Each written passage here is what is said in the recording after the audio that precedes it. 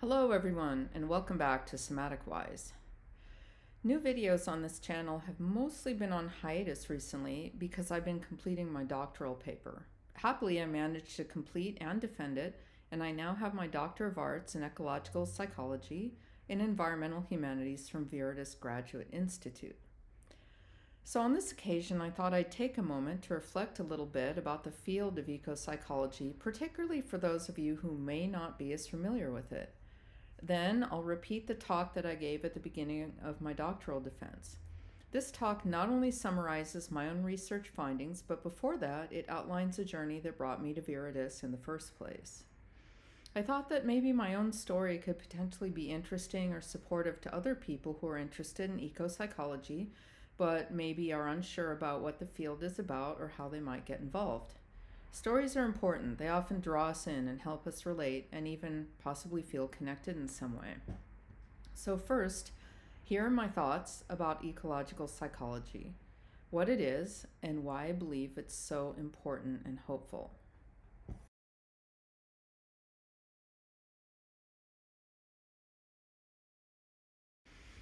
I was born and raised in Southern California in modern Western society. Like many others, I did not have access to or mentorship from any of my own indigenous ancestors or teachings. My ancestors came from Eastern Europe and the United Kingdom many generations ago. So the modern Western perspective is really the only cultural perspective I personally am qualified to discuss. More recently in my life, my Indigenous professors and colleagues and all of the readings from Indigenous authors have clearly and consistently taught me that deep awareness and connection with the greater than human world has been simply an inextricable part of life for many generations of humans. This connection is as natural to us as breathing, air, or going for a run in the sunshine. We humans are from this world and of this world, and we're surrounded and supported by it.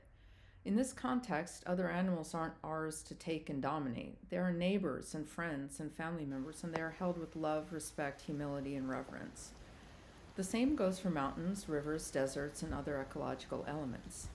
I repeat this here in order to elevate this wonderful and essential indigenous perspective, as well as to contrast it with the assumptions many or most of us watching this video may have grown up with. In the modern Western context, ecopsychology is a new and emerging field of study and practice. It began in San Francisco in the mid-1980s and 90s as a response to the ongoing, senseless, and highly devastating destruction of Earth's ecosystems. Since then, the field has continued growing and evolving. Today, there are many different ways to conceive of and practice ecopsychology, including clinical settings, groups, retreats, public engagement, academic research, land restoration, and most importantly, in the way that each of us frames our world and moves through it. This is really cool and important because it leaves a lot of room for a wide diversity of applications. An eco-psychological viewpoint recognizes that the widespread assumption and belief that humans are somehow separate from and superior to the rest of nature, this is not only a false, erroneous belief, but is highly damaging. This illusion of disconnection is the major driver of ecological destruction. In fact, the ecological and biospheric damage in our Earth is only accelerating in most respects, even as more and more of us are physically and emotionally devastated by it. This false belief of superiority and ownership is not only terribly damaging to the environment, but also to our own hearts and souls. While modern culture and science have given us some essential and truly amazing advances, in other ways we've also created a society in which we are like fishes out of water. My own journey through the doctoral program in ecopsychology began with class material exploring the Earth's biogeochemical cycles. Atmospheric, geologic, biologic, and oceanic sciences have made us aware that Earth has these tremendous movements and exchanges of air, that is atmosphere, earth, the lithosphere, water, hydrosphere, and biology, the biosphere. These movements happen continuously on and in our living Earth.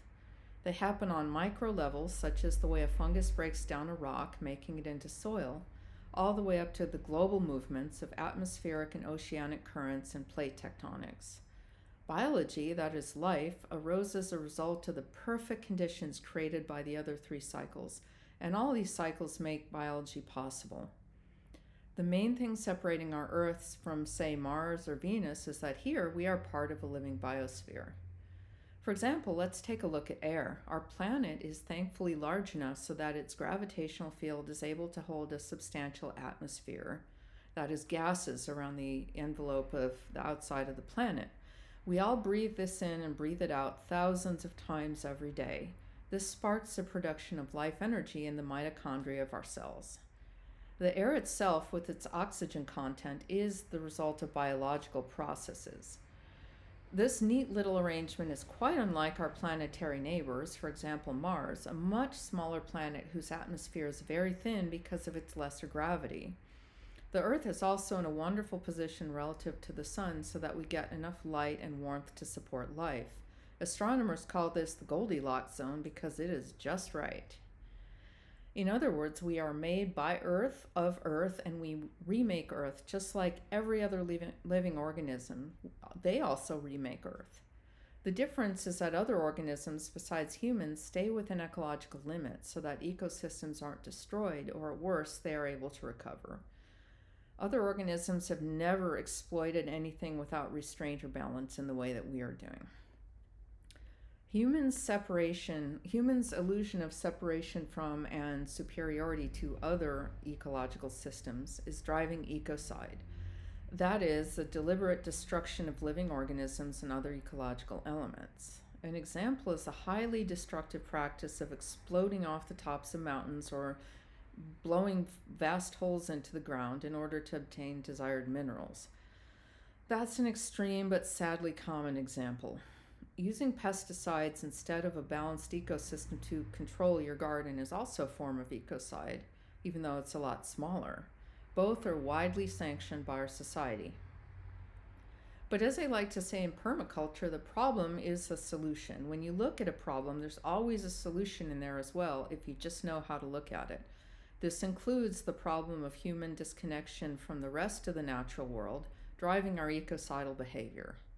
Living as we are in a disconnected and fragmented society with massive pollution, epidemics of loneliness and addiction, housing and economic crises, racism, and many other very challenging problems, and without really any mentoring in ecology, many people have little contact with the nature in relatively intact ecosystems.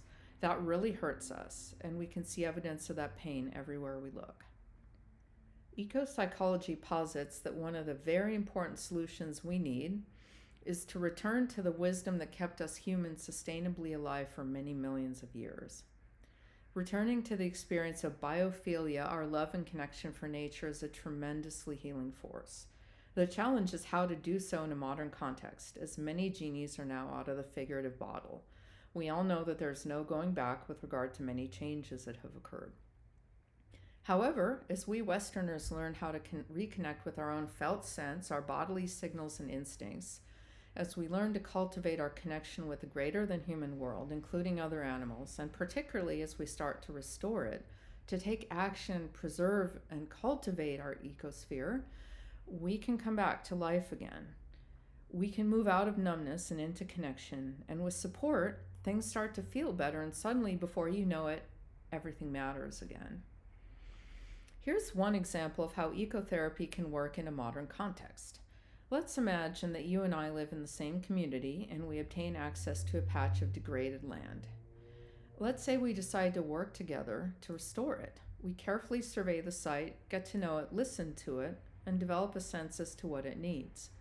We invite our community members to join us, and we begin to restore it with locally native plants, and let's say some organic or permaculture gardens in the middle of it. With this one intervention, we've catalyzed healing on so many levels. With the native plants and a little moisture and the return of decaying organic materials such as mulch, we restore the proper components into the dead, dry dirt. It becomes soil again, and the roots of the native plants support the return of the proper microbial networks. Small insects return to the plants, and then larger insects to eat those, and birds and lizards to eat those. So we're supporting the reestablishment of a food chain. Trees and other plants also regulate temperature and water cycles. Studies have consistently found that the biodiversity in California native gardens is about 20 times that of conventional gardens. And biodiversity means resiliency, it means supporting the web of life. Meanwhile, we humans are rebuilding communities. People get to know each other and form relationships. This reduces isolation and gives a sense of purpose. We're also rebuilding beauty. Spending time in nature's beauty is highly regulating. It supports our well-being and our relationships with each other. When our garden begins producing food, we are now in a small way starting to shift the massive global food production and transportation systems that are causing so much damage because of the way that they're being practiced, with money instead of planetary health being the bottom line. And all this wonderful stuff happens outside the clinical therapy office. There are so many ways to study and practice ecopsychology, and this is only one of them. That is my very basic summary of the field of ecopsychology, and there's so much to explore in ecopsychology besides what I had a chance to say just now. As a somatic psychotherapist, I have a particular interest in the even newer and more emerging field of ecosomatics, a marriage of ecopsychology and somatic therapy. Ecosomatics focuses on body and environment and of environment and how felt sense work in this realm can help us heal. The following is the talk I read at my doctoral defense. It summarizes my own journey through this field as well as the findings of my research. You might call it what happens when a somatic trauma therapist goes to eco school.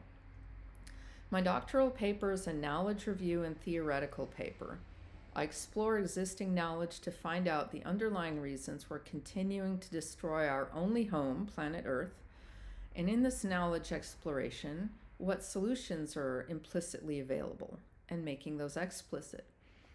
My answers come from many different Western scientific fields, indigenous wisdom gradually shared from somatic psychotherapy and ecopsychology, as well as from the arts and humanities. This is a broadly reaching theoretical paper. However, its conclusions are supported by clinical experience and what I believe to be sound logic, but nonetheless, it does need additional testing and application. Good morning, everyone, and thank you so much for making the time to be here with me today as I complete this project in my time as a student at Viridis Graduate Institute. I would like to particularly thank my amazing committee, Dr. Robin Saltonstall, Dr. Phyllis Stein, and Dr. Justine Stratton, whose efforts have substantially improved the quality of my work, and Dr. Lori Pye, whose vision and effort began this unique, wonderful, and continually evolving organism known as Viridis Graduate Institute. The title of my doctoral project, a theoretical paper, is Understanding and Mobilizing Effective Responses to Ecocide, the Need for Heart-Centered, Trauma-Informed Ecosomatics. The title itself informs us that this is a very wide-reaching project encompassing a broad variety of bodies of work and key concepts. It is a survey of knowledge already in existence that I felt could be relevant to addressing the most gigantic and overwhelming problem we've ever faced, that of halting human-caused ecological destruction and instead turning towards regeneration of our biosphere. This is what Joanna Macy calls the Great Turning. At its theoretical heart, though, this project represents a reunification of two fields that really never ought to have been separated in the first place. And in fact, their separation is a false artifact of Western thought. Ecological psychology and somatic psychotherapy both explore the complex interactions and balance inherent to being alive on Earth. That is, the eco-psychological principle of relationality. Both fields rediscover, for those of us in Western culture, and embrace the primal. At the same time, they also fully include the cognitive, as well as other aspects of human experience such as image, emotion, and behavior. Both fields embody a deep understanding of the energy dynamics within and between living organisms. Both have an intent to support those dynamics, returning to proper and effective balance. And of course, somatic therapy's focus, the human nervous system, like all life on Earth, represents one of many diverse facets of Earth's materials and evolutionary processes. Our human nervous systems are composed of, shaped by, and inseparable from all of the other life processes going on here. In other words, our nervous systems are deeply ecopsychological. In this research project, I found that Dr. Lori Pye's 5 ecopsychological principles, combined with an understanding of human nervous system dynamics, particularly informed by polyvagal theory and somatic experiencing. These are all essential tools for determining where things have gone awry and for organizing effective solutions. Humanity's current departure from the natural and right balance of things is very evident in the massive and accelerating global problem of ecocide. That is, the deliberate destruction of ecological elements by deliberate human action. Ecocide must be addressed, and quickly, but our ultimate success depends on understanding where it comes from and why it continues. Basically, what motivated me towards this topic is that it's not okay to continue eroding the conditions that make life on Earth possible.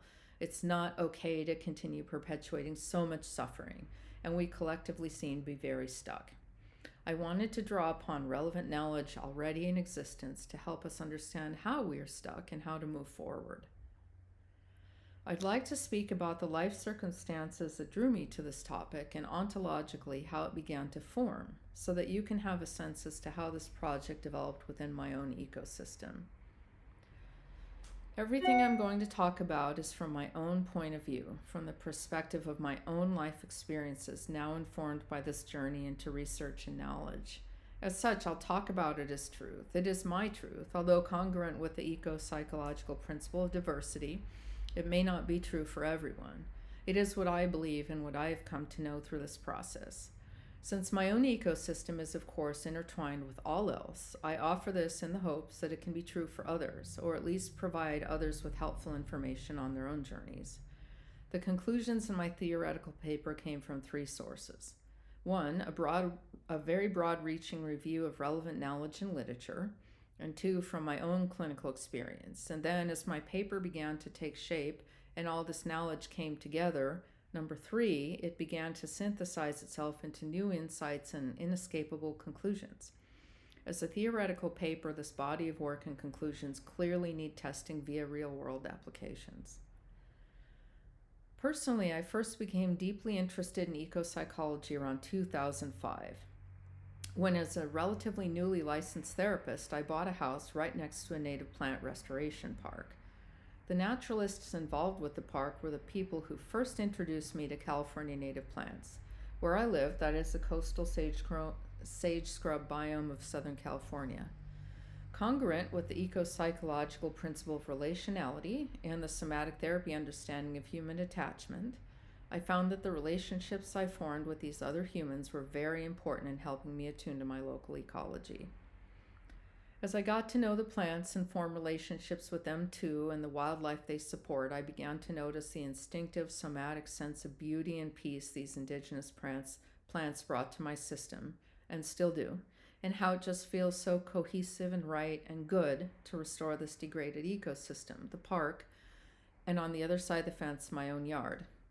My body tells me that this is good energy and right relationship with the world. Interacting with the plants and supporting their restoration touches something deep within me to this day. Although I didn't have the name for it yet, it was my own felt sense, the bottom-up, non-cognitive language of the body and the nervous system that drew me to ecopsychology.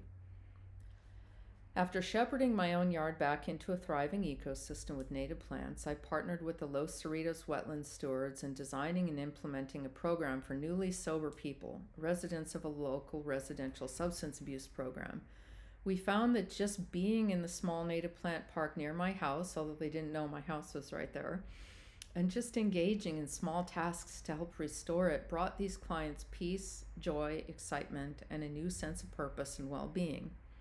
Although their participation was relatively brief, I ran into one of the participants several years later and was astonished to find that in casual conversation, they were still talking about their ecotherapy experience. They actually did not remember me or recognize me, but they remembered their experiences and they were still talking about it to strangers years later.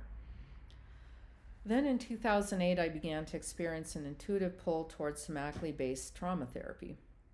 I attended a talk by Dr. Peter Levine, the founder of Somatic Experiencing, and shortly thereafter I enrolled in the Somatic Experiencing practitioner training.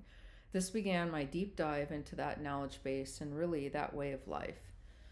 The more I learned about the human nervous system, the more it became apparent to me that these separate fields are in fact different aspects or viewpoints of the same thing. The fundamental inseparability of all life on Earth and the complex dynamics of life interacting with one another.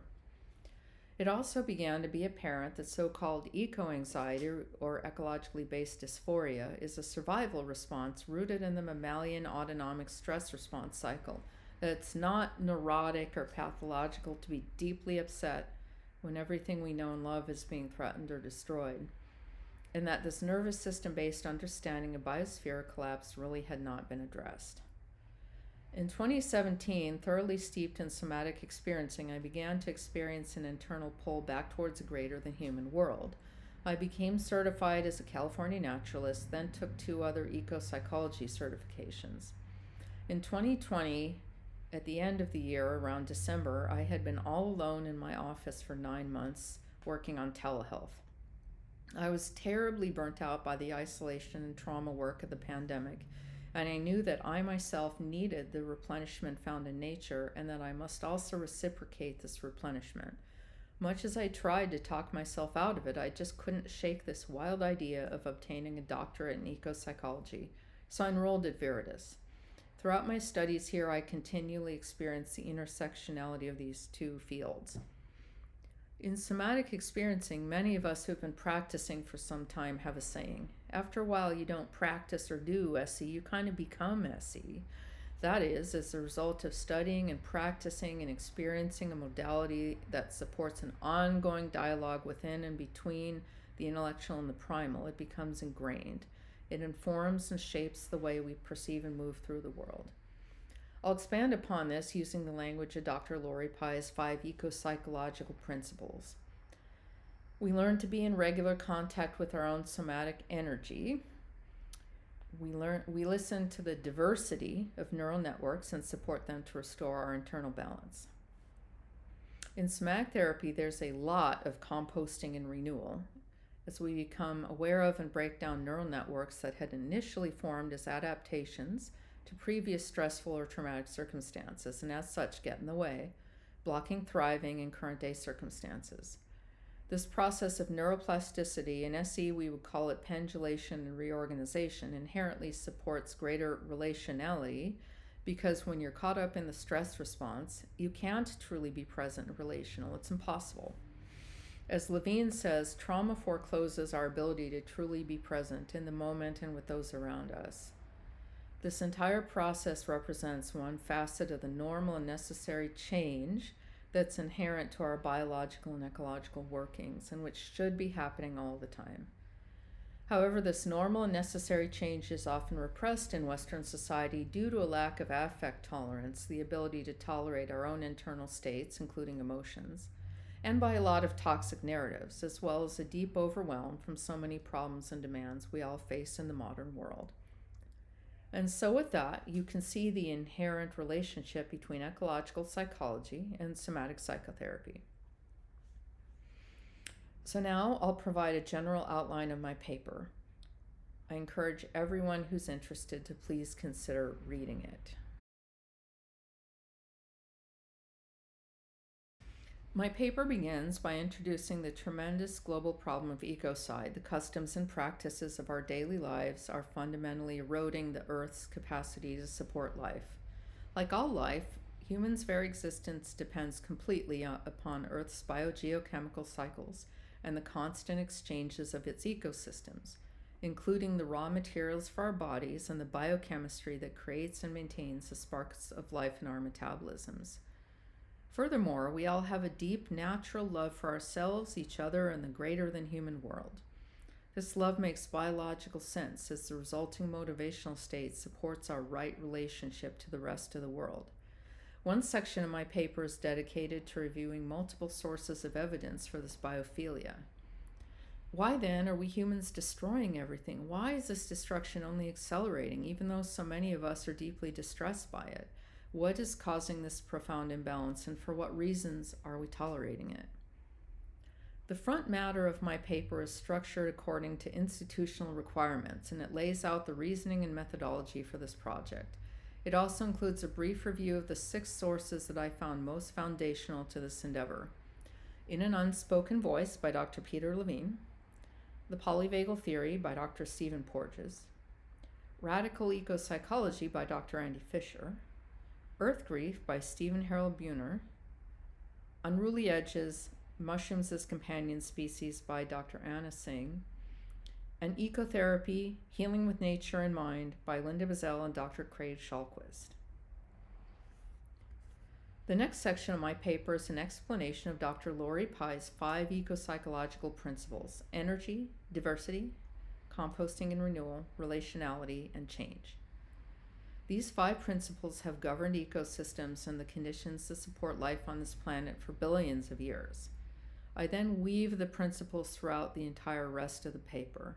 I use brackets to point out where one or more of the principles applies to the particular topic I'm writing about, and for some of these brackets, I offer a more extended explanation of how one or more principles apply. When a principle is being violated by human action, I put the name of the principles in italics. Next, I explore humanity's deep love for each other and planet. I find copious evidence for this love in the research, which includes a wide variety of sources across Western disciplines: psychology, anthropology, sociology, and others, and also indigenous knowledge, the arts and humanities, psychotherapy, and attachment work in public media. It felt very important to me to include the love as soon as I could, because this deep compassion and caring is what makes everything matter in the first place. One of the many important things I've learned at Viridis is an inclusion of a broad base of humanities knowledge, which in fact is not solely limited to the scientific literature. I found it vitally important to write my capstone project from this perspective. In that sense, I'm not certain this capstone could have come to fruition anywhere else other than at Viridis Graduate Institute. Western science is vitally important, and it is only one way of seeing things. Indigenous science includes a deep respect for and interdependence with the rest of the planet and the universe.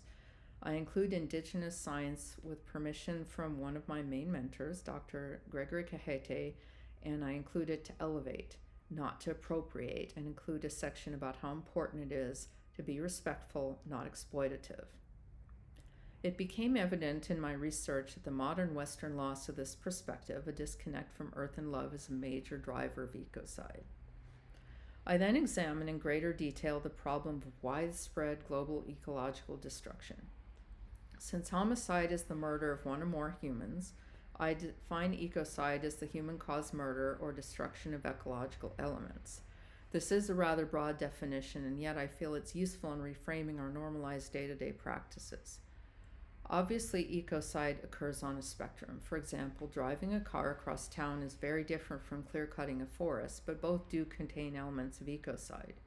My second appendix provides a lot of detail about humanity's normalized ecocidal practices and their effects. I then explore the problem of toxic narratives, which Dr. Lori Pye defines as those that support damage to ecology.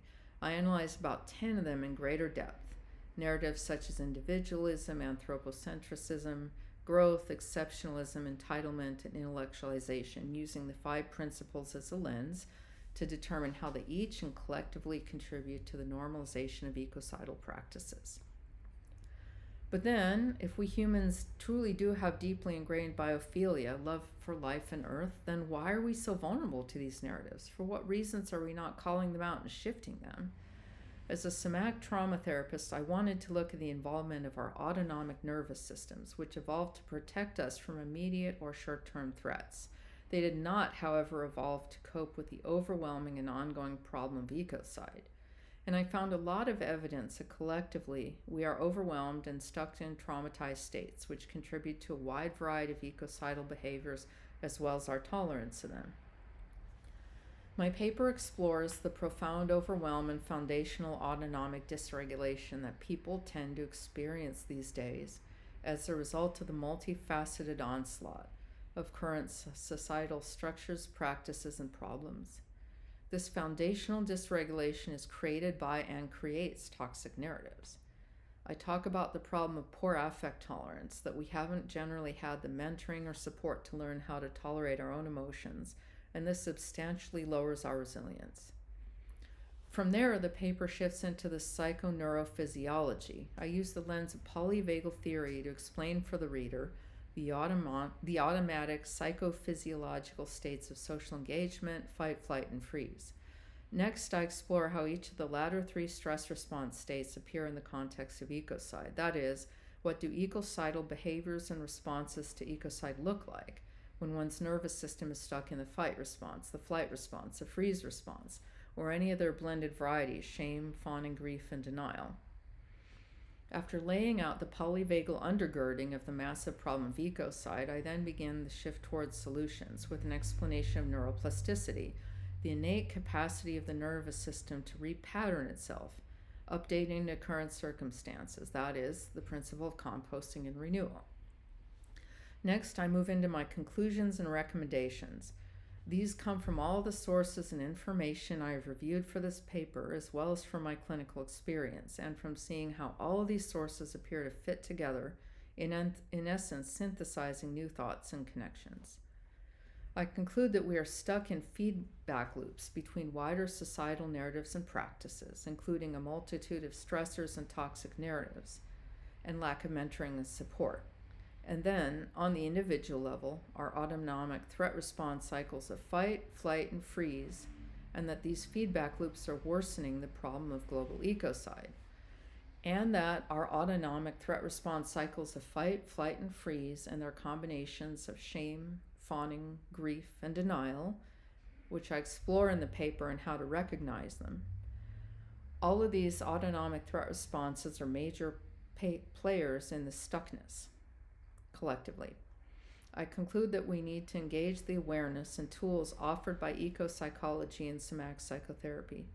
Attempts to escape the consequences of our actions by colonizing other planets are not only highly impractical and likely doomed to fail logistically and technically. They are also doomed to fail because we would still be engaging in the same dysregulated and non-relational thinking that created the problem in the first place.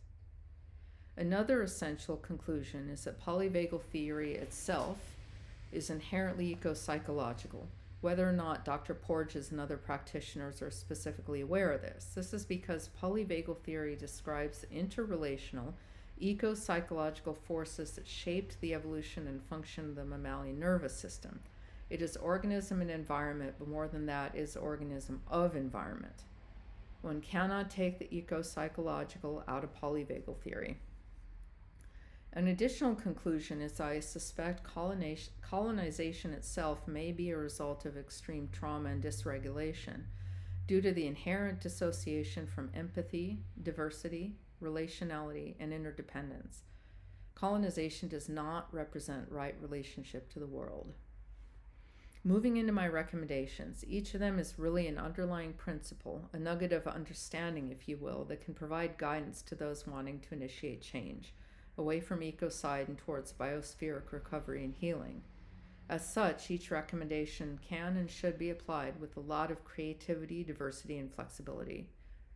These recommendations, based on my research and the way the different pieces of research naturally fit together in ways I'm not sure have been explored very much previously, they are loosely grouped into two categories: those that focus more on individual nervous systems, and then those that have a wider societal or public focus. Of course, there's a lot of overlap and intertwinement because individuals and larger levels are also inseparable.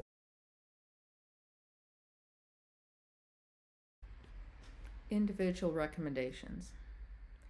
Trauma competence. I see a great need for the understanding and awareness of the human trauma response to become much more prevalent among healers and also among the general public.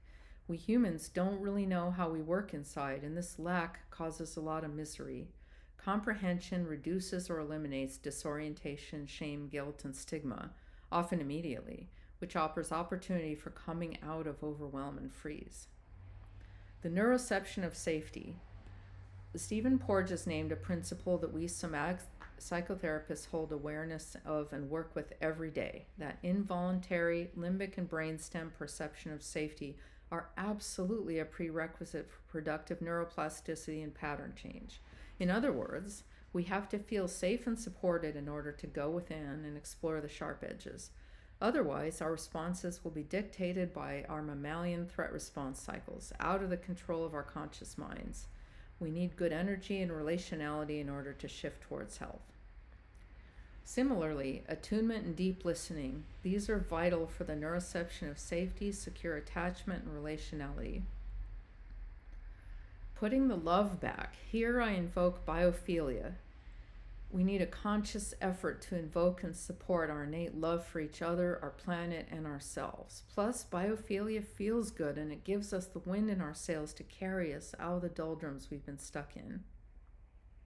Mentoring. Our culture is very fragmented and people often grow up without the attachment and guidance that helps us develop fully into competence and thriving. Also, there's no mentoring in ecology in modern Western cultures unless you study those fields specifically. Our culture needs a lot more mentors. Deliberately engaging neuroplasticity. People need to know ourselves, how we work inside, so that we have active awareness of the elements necessary for supporting the innate pattern change of neuroplasticity. Grief work. As we become aware of the extent of the damage we've collectively caused, grief work is essential. It involves an increase in affect tolerance, which must be built over time. Coming out of freeze. Once they have exposure and support to the above principles, people will inherently begin to come out of freeze, immobility, and helplessness. This will require more secure attachment, mentorship, and communities to support this transition. Mobilization. We need to help each other discover what each of our unique roles may be in Joanna Macy's The Great Turning, away from ecocide and towards regenerative practices. My next set of recommendations generally has a societal focus, although of course each is also relevant on the individual level. Decolonization and repair and accountability. As any therapist will tell you, relational repair is essential for healing. We who have seized the power must take accountability for that and then move to right the wrongs we've created. This will entail a lot of collective and individual anti-racism and other isms work. This also entails cautiously working towards the reduction of the overall human population, while simultaneously supporting and elevating those populations that have been impacted by genocide and oppression. Community building. As a result of colonialism, neoliberal thought, and late-stage capitalism, our societies are falsely individualistic and fragmented. However, we need community and cohesion for real healing. Public education and ecological literacy. This one is similar to the call for greater awareness of the trauma response. We all need to know how ecology works. It keeps us alive, after all. Greater involvement of the helping professions. We professional helpers have a lot of knowledge and tools, but they're not getting out there much. The current model of most psychology and psychotherapy is reactive. That is, it's only available after the trauma. And it's individual, one person at a time or one family at a time. It's also severely limited by socioeconomic factors. Those who need it the most usually don't have access. A small branch of the American Psychological Association is working to raise awareness and preparation around climate change. However, these efforts remain largely anthropocentric. Bob Doppelt of the International Transformational Resilience Coalition advocates a public health approach. In the meantime, we in the helping professions must leave the familiar comfort of our offices, make sure we have training to become competent in treating trauma, and get out there and become part of the solutions. We also need consistent, competent training in trauma healing. Recalibration of the media. It could be spreading hope and solutions instead of constantly jabbing us with fear and negativity. Media articles should not just end with a description of the problem. They also need to say, and here are some potential solutions, and here are the people who are working on it, and here's how you can volunteer or contribute.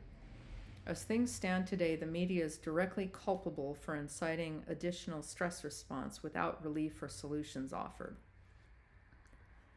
This, of course, keeps us in freeze and overwhelm a lot longer. Compliance with Dr. Lori Pye's 5 ecopsychological principles. If we truly understand and internalize the 5 principles, this will move us back towards balance with the rest of the ecosystems and biosphere that permit us to live. Flexibility and adaptation. This is an enormous effort. There will be fierce and unyielding pushback from those who receive short-term benefit from the current system. We're going to need every bit of diversity, creativity, flexibility, and adaptability we can muster. Cultural competence. Many different cultures have different viewpoints and conceptual systems. This was outside of the scope of this particular paper, which was written from my Western viewpoint. We must be inclusive of all. Deep listening. Everybody has a seat at the table. Concluding reflections. This section includes a beautiful piece by my California naturalist instructor, Lauren Croman. I really encourage you to read it, as it speaks to the reasons and the feeling behind this paper. I have 2 appendices. The first offers 2 examples of ecotherapeutic practice.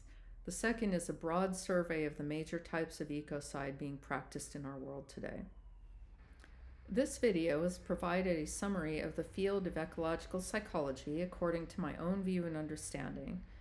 It then reflected on my own journey through this field, and then summarized the research and findings in my theoretical paper about the need for love and trauma therapy to halt the massive and terrifying problem of ecocide. Ecocide begins in our wrong ways of thinking, our narratives and assumptions that favor short-term profit or convenience over long-term survival and thriving. I hope this video has provided some inspiration and ideas for your own journey towards individual and collective thriving and flourishing. As always, thank you for watching Somatic Wise. Thank you for watching Somatic Wise. If you enjoyed this video, please consider hitting the like and subscribe buttons, because that will help YouTube show this to more people. Till next time, take care.